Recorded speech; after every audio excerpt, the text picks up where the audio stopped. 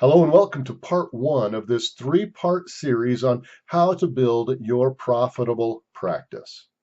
My name is Brett Judd, and as your coach and guide in this series, I look forward to taking you into the depths and the understanding of what builds a truly profitable and rewarding practice. Who is in private practice? Individuals who are out taking their skill, their knowledge, their expertise, and serving other people, chiropractors, dentists, doctors, therapists, coaches, all of us who are maintaining a list, serving that list, trying to bring in more customers, patients, clients. You're in private practice, insurance agents, anybody who is trying to take your knowledge, skill, and expertise and bring it to another individual should be here. And these concepts will apply to you.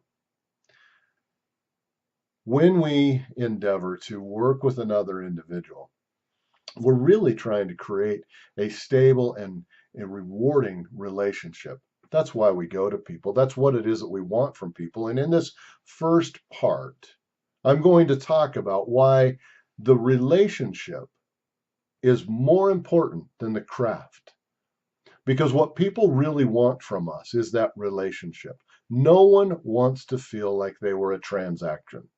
And that's something that you're going to hear from me a lot because it's a major disconnect inside the private practice. Nobody wants to be a transaction. We want a relationship. And the more adept we are at building relationships, the more profitable we become. Well, let me tell you a little bit about who I am. Brett Judd, Brett M. Judd, MSW. You may have seen me. I'm known as the practice therapist and the Say Yes coach because I teach private practice individuals how to say yes to the two most important questions that all relationships are built on. And I take my years and knowledge of the therapeutic process of team building and of human dynamics, and I help you apply it into your individual practice so that you can ethically grow and develop these relationships that end up being incredibly profitable for you. In my own practice work, and as I began to get deeper and deeper into the marketing world, I began to see a real issue going on inside of private practice.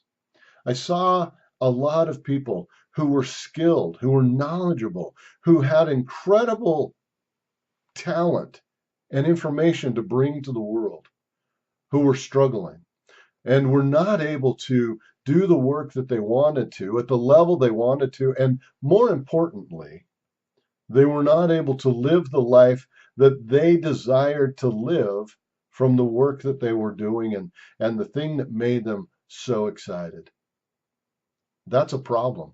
It shouldn't have to be that way. And private practice professionals should be able to thrive and live active, thriving, rewarding lives. And that's really what my mission is with Profitable Ethical Practice and with the Profitable Practice Blueprint, is to end the burnout and the emotional and the mental chaos that is so often associated with running a private practice. So let's look at part one of this three-part series.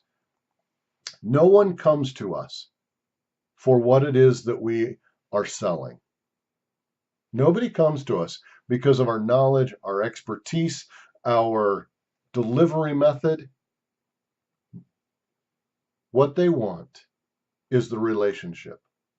Now, the first time I heard that, no one wants what you're selling, was from one of my own personal business coaches. And Eric said to me one day on a coaching call, Brett, nobody wants what you're selling. I'm like, what do you mean? I'm great at what I do. I am really expert in this process. And he said, yes, but the way that you're putting it out there, nobody wants what you're selling. And when I kind of got that in, I realized that I had been selling a process.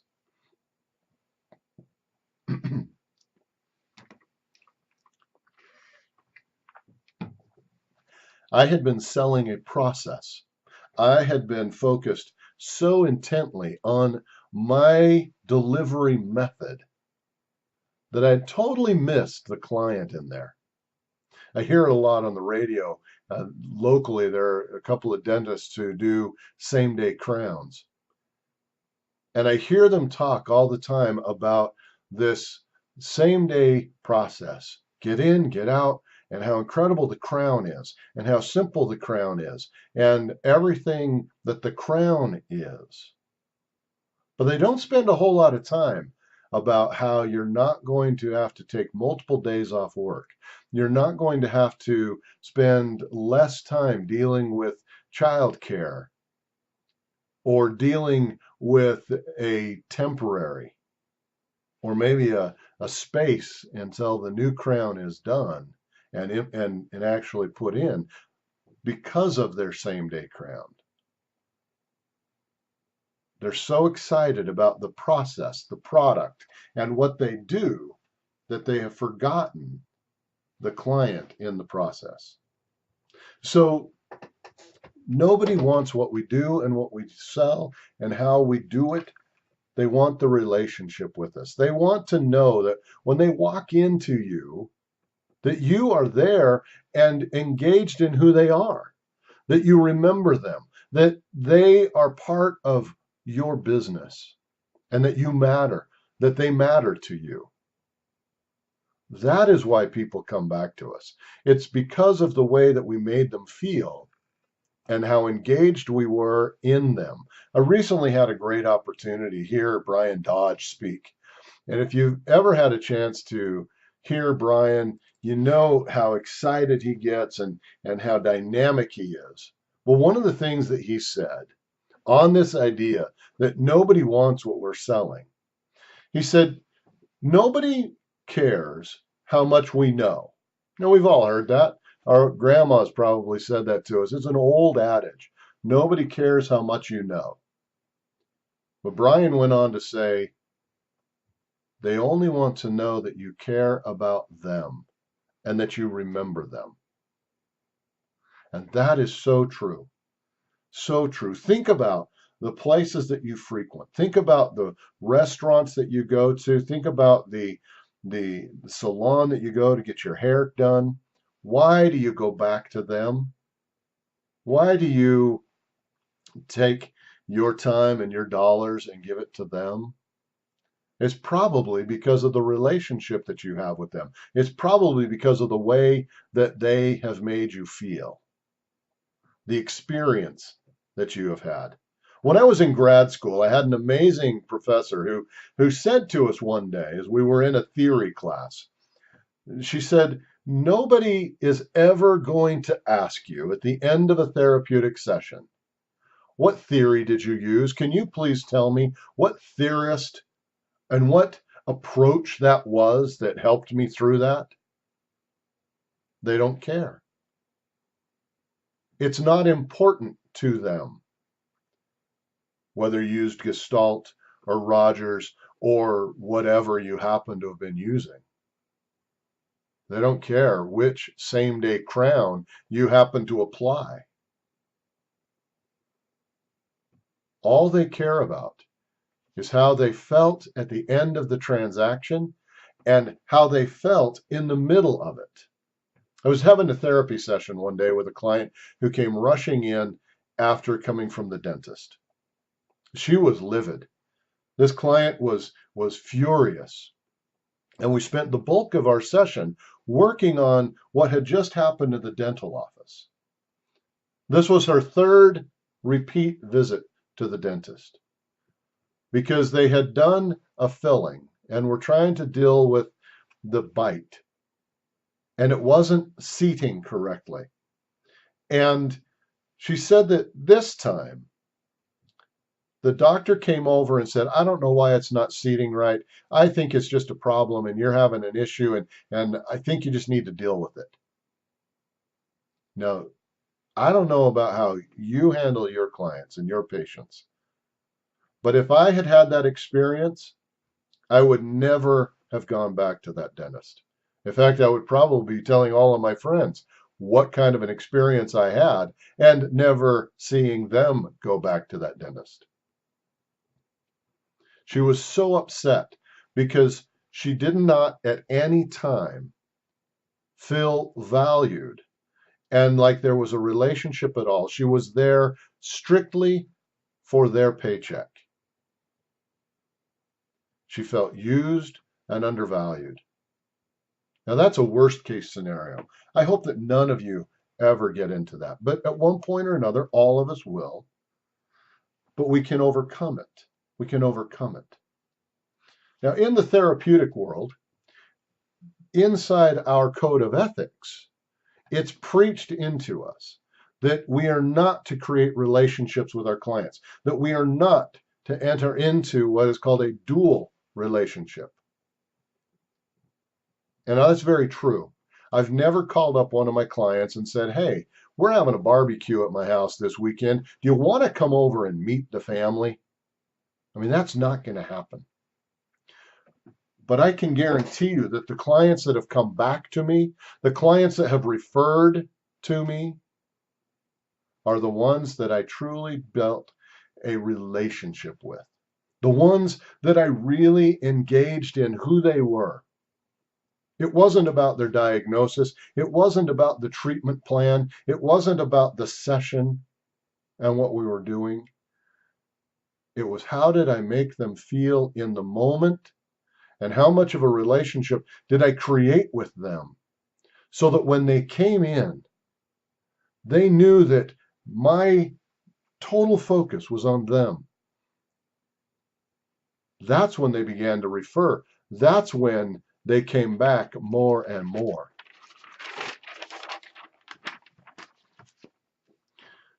So let's talk about how we do that. How do we engage our clients in a way that is going to build a relationship that's going to help them refer to us, return to us, or in the case of a prospect, that's actually going to say, I want to do business with you. The way that we do that is we need to engage in who they are. Look beyond their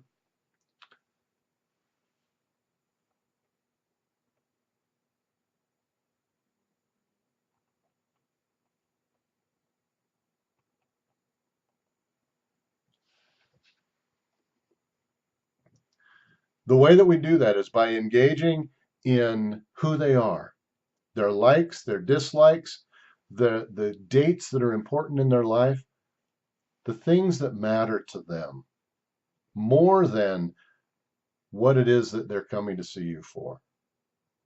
Remembering from the last session to this session what it is that you talked about. One of the things that's very true in our world today is that we can get anything we want online. I recently got a pair of glasses. In fact, I bought 2 pairs of glasses. And it was the first time ever that I didn't go to the eye doctor that I had seen for a considerable amount of time. And the reason that it happened was because I no longer felt like that eye doctor was there and engaged in who I was. Most of the time when we went in, there was a long wait. And the session didn't begin when my appointment was. Then when we got in there was a long conversation about anything and everything other than what I was there for. In the end, the session took too long. It wasn't rewarding for me. I didn't feel like I was there for anything. And I found that I could go to Costco and for less money, I could get in, I could get out, I could have my prescription. And I went online and I bought some glasses that I've had an amazing number of compliments on for $39. Now, the world is changing around us. And the way that we interact and do business is changing around us. And if we do not watch what's going on, we're going to have a considerable amount of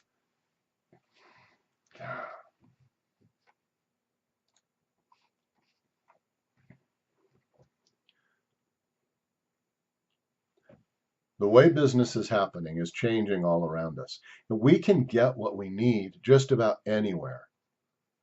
And if we need to, we'll forego the relationship in order to get the service. But if we want to do business and we want to have a stable, ongoing business, it's all about the relationship. It's all about how do we make them feel and what are we doing? So, how can we do that? I was talking to a dentist just a while back who said that his team around him are very, very good to keep a note in the chart that is updated on the last that has been going on with that patient and also has some information about the patient, about their personal life.